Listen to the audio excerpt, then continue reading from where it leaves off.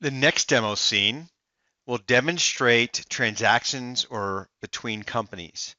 Imagine, and very typical, organizations consist of several companies but may not have the equivalent number of accounting and administrative teams. Intercompany functionality lets you do business with the subsidiary and internal partner organizations in the same way as you would engage with external vendors and customers.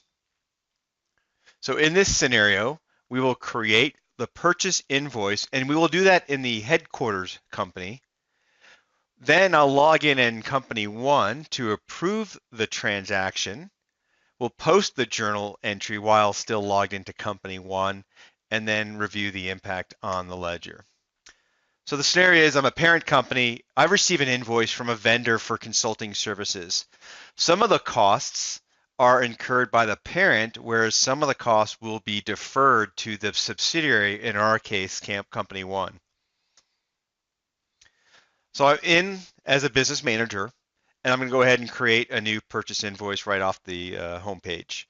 I'll select the vendor that sent me the invoice, first up consultants, and with the line type set as GL account, I'm going to go ahead and select the consulting fees. I'll enter a quantity of one, and that cost was $1,000. Now I have a second line item, right? It was going to be incurred by the subsidiary company. So I'll select, again, the same GL account consulting fees. In this case, $750 will be billed to the partner type as I select the partner code to company one.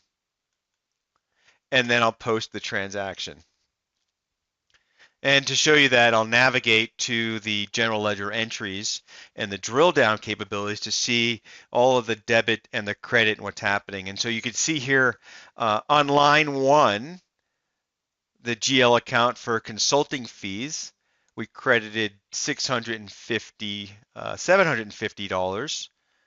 And then of course, I've got a debit for the headquartered company for the total invoice amount. And then I've got a liability of $1,750, of which I'm going to incur back the highlighted item you see here, the due from company one.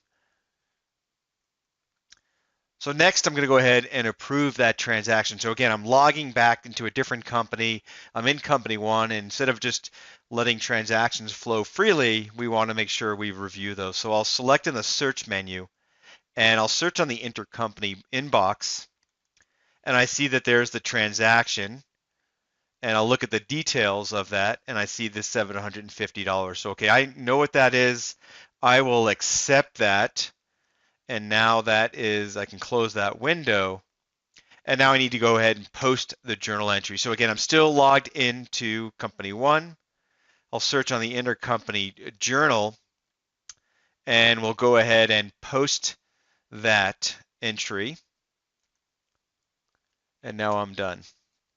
And then the last step, of course, let me just scroll down. I'll show you the impact of it. And I think one way to simply navigate it is I've set up some of my favorite accounts, both the AR and AP, both the company as well as the due to, due from. And you see here, if I drill into that balance, here's that $750. And again, I can navigate to the ledger entries of that account. And so again, showing you the capabilities of how to do intercompany transactions. And the benefit to the company is to be able to minimize errors with a single entry and then post efficient transactions across subsidiary companies.